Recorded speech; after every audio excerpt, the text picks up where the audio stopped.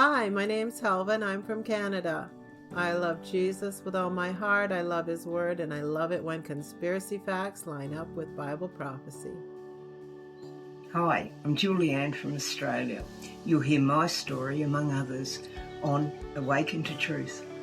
See you there. Hello, my name is Christine, and thank you for joining us on Awaken to Truth. I love the Lord and I love His Word. I will be sharing my stories with you as well. Welcome to Awaken to Truth. Thank you for joining us. Today we're going to begin a journey that I began personally about 10 years ago, which was triggered by Jesus' response to his disciples when they asked him, "What would be the signs of your coming and the end of the age?" This scripture is found in Matthew 24, verse 37 to 38. As the days of Noah were, so the coming of the Son of Man will be.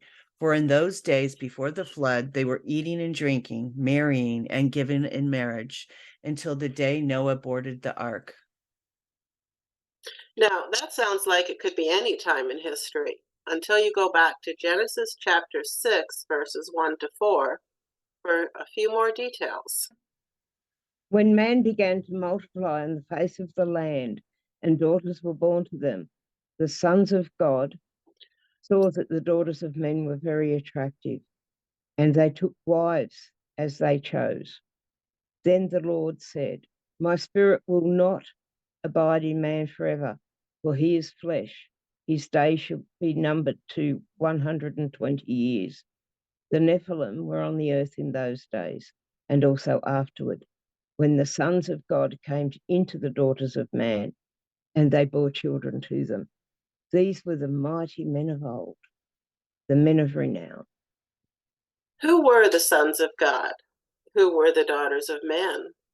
Who were the Nephilim?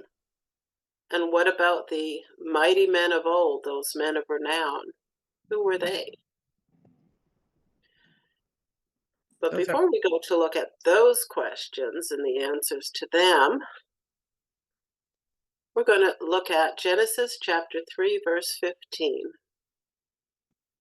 I will put hostility between you and the woman, and between your seed and her seed. He will strike your head, and you will strike his heel. I just have a few notes on that. What did God promise us in Genesis 3:15? And I will put enmity between thee and the woman. What does that really mean, though? Her seed is a result of the serpent's temptation of Eve, which resulted in the fall of man. Even in the sinful disobedience of man, God gave us a promise in Genesis 3:15. Defeat the enemy of God and to set his children free. He had a plan from the beginning. But bottom line, that's what that seed was. So, where do we find the greatest amount of information about the days of Noah? We find out about that actually in the ancient books of Enoch 1 and the book of Jasher. These books were readily available to anyone who lived in Jesus's day and were part of, most scholars' libraries. So this is information that they had, that they knew about, that us, well, only some of us actually have looked into it. So I'm going to be reading Enoch chapters 6, 7, 8, and 9. Their chapters aren't as long as most biblical chapters, so don't worry. And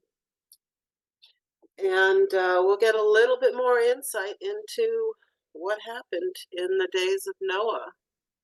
Chapter 6. It came to pass when the children of men had multiplied that in those days were born to them beautiful and fair daughters. And the angels, the sons of heaven, saw and lusted after them, and said to one another, "Come, let us choose wives from among the children of men, and have children with them." And Semjaza, who was their leader, said to them, "I fear you will not agree to do this deed, and I alone shall have to pay the penalty for this great sin." And they all answered him and said, "Let us swear an oath, and all bind ourselves by mutual curses. So we will not abandon this plan, but do this thing. So they swore all together and bound themselves by mutual curses. And there were in all 200 who descended in the days of Jared, in the summit of Mount Hermon. And they called it Mount Hermon because they had sworn and bound themselves by mutual curses on the act. And these are the names of their leaders: Samlazaz, their leader, Arklaba, Ramiel, Kokablel, Tamlel, Ramlel, Danel, Ezekiel, Barakijel. Okay, yeah, that was tongue twisters for sure. Azael, Armaros, Badarel, Ananel, Zakiel, Samsapil, Satariel, Turel, Jomjael, Sariel. These are the chiefs of their tens. So now you know a few more angel names. Okay. Or fallen angel names now. And all of them together went and took wives for themselves, each choosing one for himself, and they began to go into them and to defile themselves with sex with them. And the angels taught them charms and spells and the cutting of roots, and made them acquainted with plants. And the women became pregnant, and they bore large giants whose height was 3,000 cubits, or ells. Don't know what an ell is. They say a cubit is 18 inches, 3,000 times 18 inches. Don't mean to cut in for a moment, but I actually read that back then they went by Egyptian cubits, which is it's 3.2 feet. Mm. So they could have been even much taller. Go ahead, Helva. Sorry, just interjecting. Yeah, no, well, even if it was 3,000 millimeters, like Mhm. that's a giant to most people. Amazing. 3,000 feet, Mm-hmm. that is humongous. Those are mountains. Basically, yeah. And the giants consumed all the work and toil of men. Can you imagine feeding something that large? No.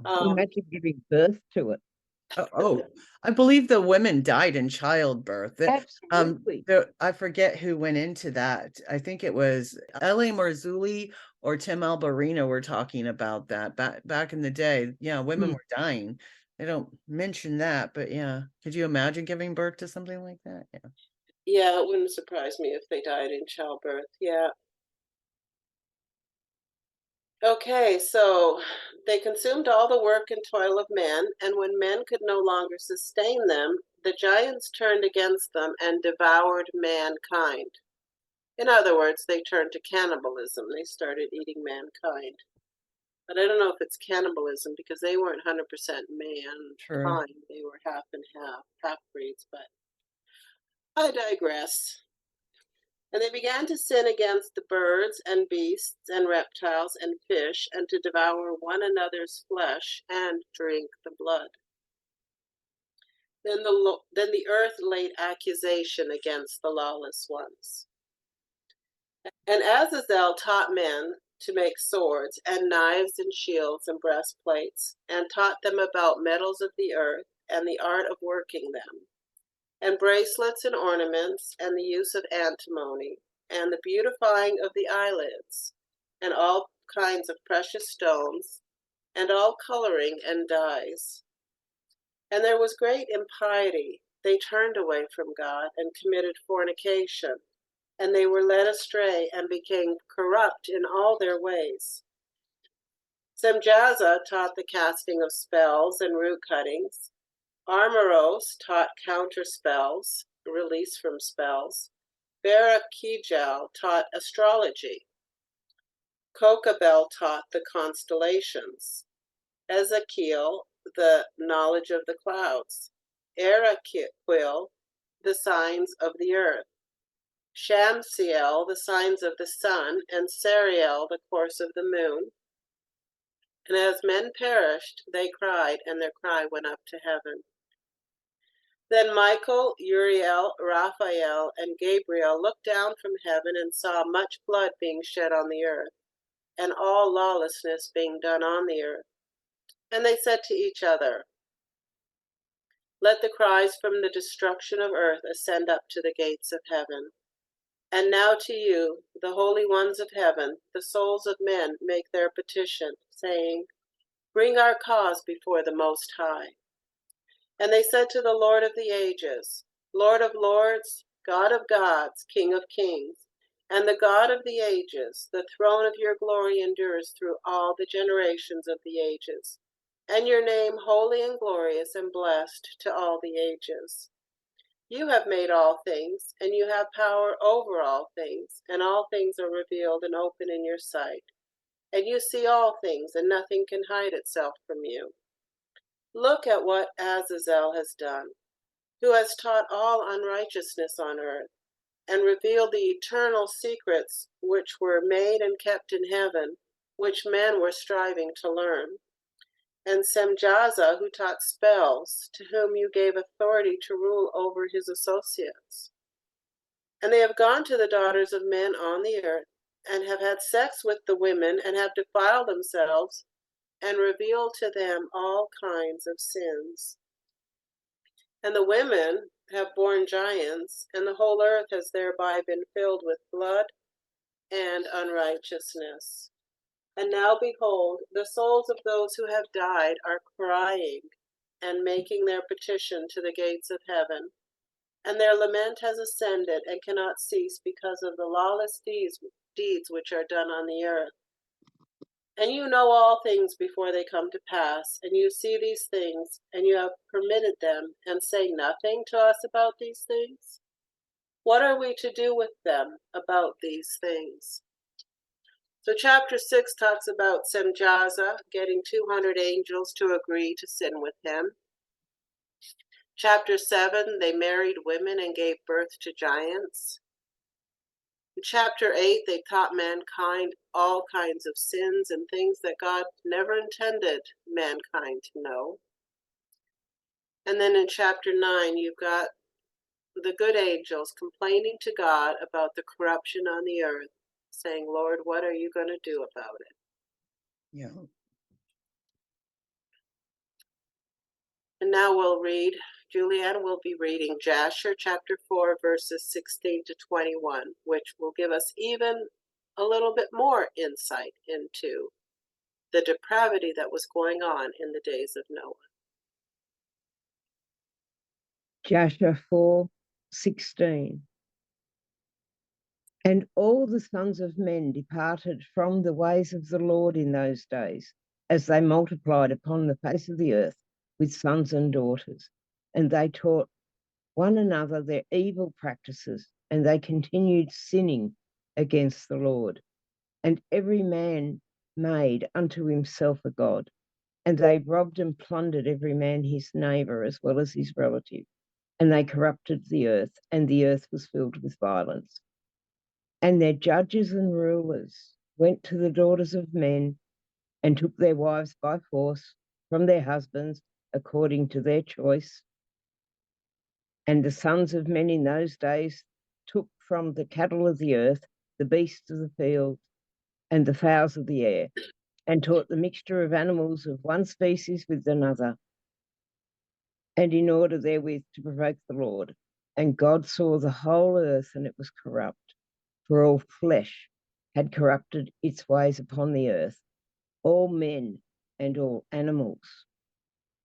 And the Lord said, I will blot out man that I created from the face of the earth, yea, from man to the birds of the air, together with cattle and beasts that are in the field, for I repent that I made them.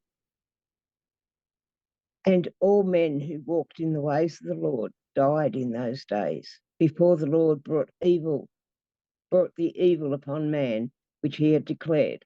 For this was from the Lord, that they should not see the evil which the Lord spoke of concerning the sons of men.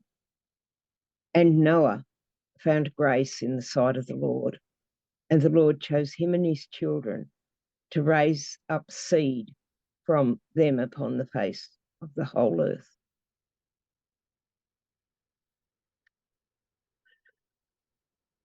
And in Ecclesiastes, we read, there is nothing new under the sun. As in the days of Noah, so it will be in the days of the Son of Man. Yes, it will. 1:9 of Ecclesiastes, it says, what has been is what will be, and what has been done is what will be done, and there is nothing new under the sun. In 2:12, it says, so I turn to consider wisdom and madness and folly. For what can the man do who comes after the king? Only what has already been done. Ecclesiastes 3:15. That which is already has been. That which is done already has been.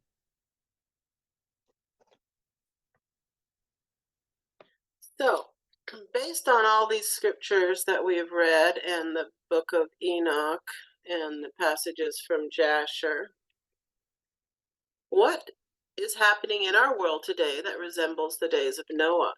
Now, if you grew up in church like I did, all you ever heard of is the days of Noah was very, very bad because people were sinning. And that was it. But from reading even Genesis chapter 6, you know that there was more to it than people were very, very, very, very bad. I've got a list of 7 that we're going to discuss. I'll read through the list and then we'll just elaborate on those on the list. Number 1, an alien breeding program where we consider aliens demonic entities, fallen angels, and their offspring. Number 2, cannibalism. Number 3, homosexuality, pedophilia, trans movement, anything sexual that was outside of God's original design, one man with one woman. Number 4, pharmakia, when they talk about the cutting of roots and plants. Pharmakia is translated in Revelation as witchcraft. Interesting to note that. Number 5, crossbreeding of animals. How widespread is it in our day and age? They were doing it back then. 6, cloning. Never heard of Dolly? And number 7, chips, brain implants. Elon Musk with FDA approval for his experiments. Well, that's all the time we have today, but we will continue this discussion next week. Please stay tuned, and God bless you. Have a great week.